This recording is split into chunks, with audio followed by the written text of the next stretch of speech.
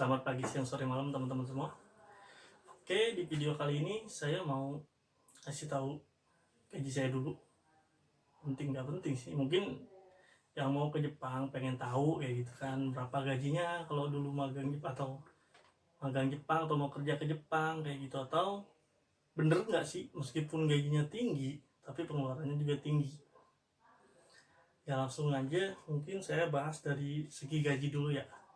Waktu pas saya 2016 dulu, gaji saya magang itu gaji pokoknya kalau per jam itu kurang lebih emang per jam itu 890 yen, atau per bulannya itu 143.000, bentar, 143.702 yen. Kalau rupiah ya tinggal dikali, pada saat itu 1 yen itu masih tinggi ya, 130 sampai 140 bahkan. Tapi kalau sekarang 1 yen udah di 104, 105, 106. Dan untuk mengenai biaya hidup, apakah memang benar tinggi? Iya, bisa tidak sih, tergantung dari mana, gimana kalian dan di mana kalian tinggal kayak gitu kan. Kalau misalkan kalian memang daerah Tokyo, itu memang biaya hidupnya cukup besar.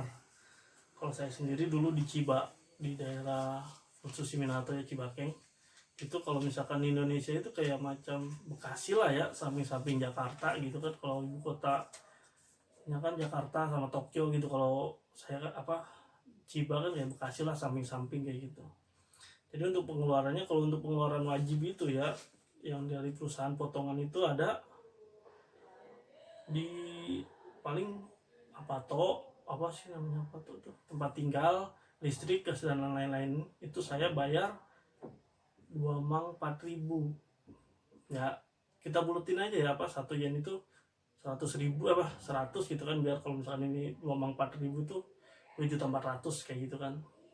Kemudian Nanking itu beda-beda, biasanya tiap kaisa saya ada potongan 2 mang sekitar 2 jutaan. Tapi kalau untuk Nanking itu nanti bisa balik kita pas kita udah pulang ke Indonesia, nanti bisa dicairin kayak BPJS ketenaga kerjaan kayak gitu.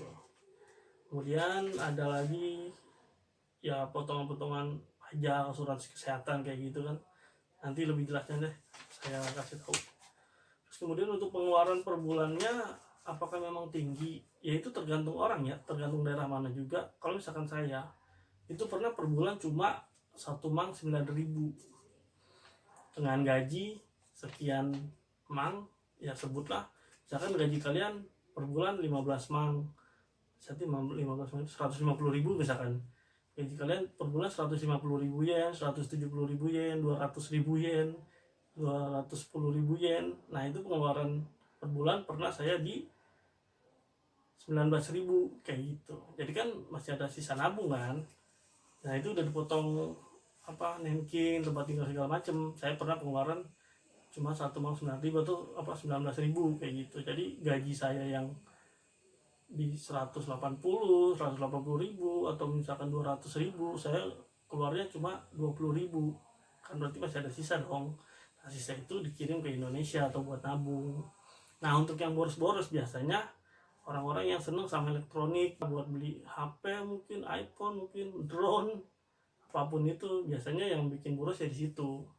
Kalau saya lihat dari beberapa orang yang saya lihat di Facebook juga kayak gitu ya. Sama baju misalkan, kalau misalkan emang seneng baju atau sepatu kayak gitu, kalau mau ya, kalau nggak gengsi ya cari yang second aja gitu kan, banyak yang murah. Cuma kan masing-masing orang beda ya, ada yang sukanya jajan, maksudnya makan kayak gitu kan, ada yang sukanya belanja, ada yang sukanya ke elektronik. Ya beda orang, beda pemikiran. Kalau saya dulu, buat saya karena emang nggak ngerti juga elektronik, nggak ngerti HP, laptop, kamera kayak gitu, ya udah saya punya uang cuma buat beli makanan, beli jajanan. Terus ada kamera saya pernah Nikon D3200, itu sekitar 2 mang atau 3 mang gitu, 20.000 atau 30.000 gitu lupa saya.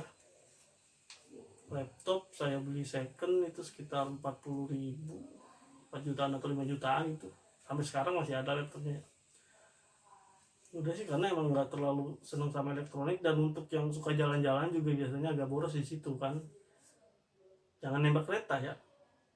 Emang nembak kereta lebih murah, cuma resikonya nanti dipulangin kalau ketahuan aman. Tapi jangan, karena kereta itu kan biasanya cuma dari Cibaketok aja 1000-an, atau naik bus juga 1000 kayak gitu kan ya. Kalau misalkan tiap minggu keluar kan lumayan, tapi kalau misalkan kalian jarang keluar, kemudian nggak suka beli-beli elektronik, kemudian bisa masak, itu saya yakin bisa lebih, pengeluaran per bulan bisa lebih kecil ya, minimal 5 emang nabung lah bisa kalian, maksudnya 5 juta atau 6 juta atau 7 juta atau 10 juta, tergantung gaji kalian ya. Jadi kalau misalkan kalian mau pergi ke Jepang tapi ada omongan ngapain ke Jepang, toh nanti di sana pengeluarannya juga tinggi, nggak usah didengerin, jangan. Karena aktualnya saya rasain di Jepang, mau setinggi apapun biaya hidup di sana, teman-teman saya yang emang mungkin gayanya sedikit hedon gitu kan, agak hedon lah, tetap masih ada pemasukan kok ketimbang kerja di Indonesia yang mohon maaf gajinya misalkan 5 juta atau 6 juta, pengeluaran segala macem, makan, tempat tinggal, bensin, itu paling sisa nabung 3 juta 2 juta. Tapi kalau kalian di Jepang kan udah gaya hidup hedon, jalan-jalan, masih bisa nabung minimal 5 juta. Ini bisa lah. Karena saya aja bisa 15 juta kayak gitu kan per bulan. Yang penting jangan boros, karena kita di Jepang gak selamanya kayak gitu kan. Kita di Jepang cuma ya 1 tahun, 2 tahun, 5 tahun kayak gitu kan. Kecuali kalau emang mau stay di Jepang kayak gitu. Terus makanan emang agak ribet ya. Indonesia tuh notabene Islam, dan di sana susah. Makanya kalau mau yang belum ke Jepang mending belajar masak deh, biar bisa masak sendiri, biar nggak khawatir sama makanan kayak gitu kan. Jadi bisa makanan yang halal-halal kayak gitu. Nah, untuk biar bisa masak, terus nggak suka jalan-jalan, terus nggak terlalu tertarik sama elektronik, saya yakin pas pulang ke Indonesia tuh uang kalian banyak. Toh andai pun semua uangnya habis per bulan nggak punya tabungan, kalian masih ada Nenking. Nenking itu beda-beda ya pengeluarannya, ada yang per bulan 2 mang, per bulan mungkin 1 mang, pokoknya beda-beda. Nanti ya bisa dapat kisaran 20 juta, 40 juta, 60 juta mungkin. Itu kalau misalkan Nenking dicairin, karena Nenking itu kayak BPJS ketenagakerjaan. Jadi nanti kita bisa ambil lagi gitu. Ya oke, nih saya jelasin ya tentang gajinya lebih rincinya biar kalian tahu. Ya oke teman-teman, ini ada rincian gaji ya, nama saya. Kemudian langsung aja ke mana. Nah ini gaji pokok saya nih. Gaji pokok saya itu 143 702.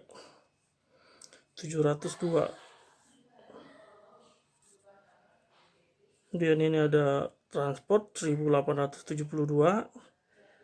Kemudian ini ada lembur-lemburan nih, ada yang lemburan di hari libur, ada yang lemburan hari biasa. Ini totalnya, dan semua gajinya segini, 251.258. Kalau waktu itu dikali ke yen, 1 yen kan 130, bahkan sampai 140 ya, bisa dihitung.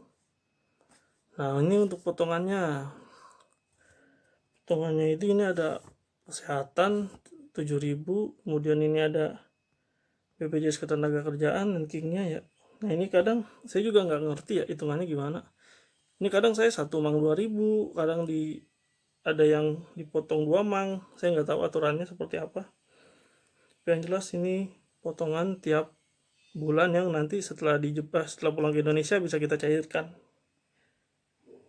Terus ini ada pajak-pajak apa lagi. Nah, dan ini ada patok nih 24.000. Mungkin beda daerah, beda harga bayar patonya ya, tempat tinggal. Saya satu rumah itu udah nggak bayar listrik, nggak bayar air, nggak bayar gas, itu 24.000, dan total potongan sebulan ini 58.094 rupiah. Kalau dirupiahin 130 atau 140 kali 58.000. Nah setelah dipotong-potong jadi total gaji bersihnya gini, 193.100 ya, ngeblur sih coy tuh, 193.164 yen Ya kalau dikali ke rupiahin seginilah kurang lebih kira-kira pada saat itu ya, waktu 2016. Nah ini ada beberapa nih, ini kan gaji pokoknya gaji bersihnya segini. Saya juga ada beberapa.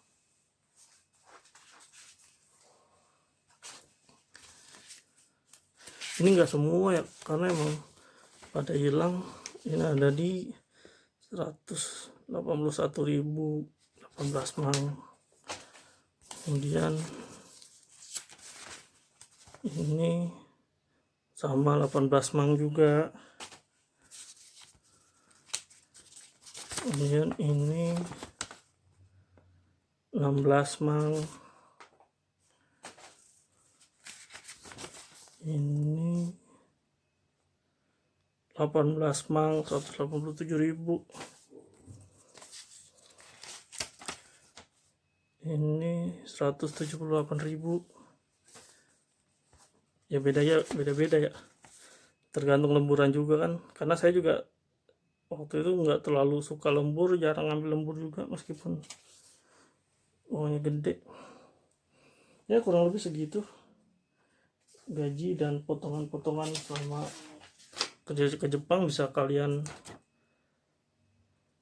ya kurang lebih segitu gaji dan potongan-potongan selama kerja di Jepang. Bisa kalian hitung rata-ratanya, misalkan per bulan gaji kalian 17 mang nih, pengeluaran ini udah bersih ya, udah dipotong nanking segala macam, pengeluaran misalkan 5 mang, otomatis 12 mang masih bisa nabung kan, masih bisa dikirim kayak gitu.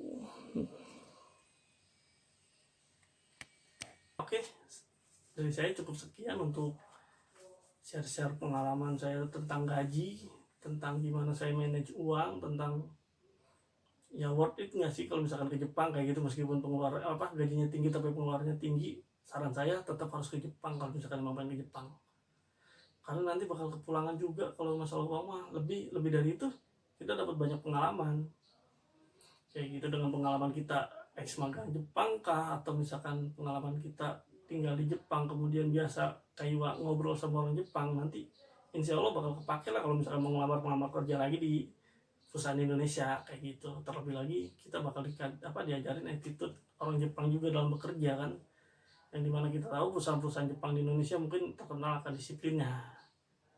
Meskipun ada beberapa yang kibisi, cuma santai aja, jalanin aja kayak gitu. Dan buat teman-teman yang emang ngerasa gajinya masih di bawah teman-teman yang lain, tetap bersyukur karena itu rezeki kita nggak bisa samain sama yang lain atau merasa iri kayak gitu. Dan untuk teman-teman yang jauh lebih tinggi, mungkin lebih banyak gajinya, ya alhamdulillah, terserah mau ngapain itu uang kalian. Nggak mau bilangin saya, nanti kalau saya bilangin dibilangnya iri. Terus ya yang mau ke Jepang tetap semangat, jangan berhenti, apalagi udah nyoba masuk ke LPK terus berhenti, sayang banget. Jangan, lanjutin gas terus. Nanti banyak kok yang bisa kalian ambil setelah di Jepang, pelajaran hidup, atau mungkin terbukanya wawasan kalian, banyaknya temen, pokoknya banyak nilai yang bisa diambil. Ya segitu ya yang bisa saya kasih tahu mungkin di video kali ini. Kurang dan lebihnya saya mohon maaf. Saya akhiri. Wabillahi taufiq wal hidayah. Wassalamualaikum warahmatullahi wabarakatuh.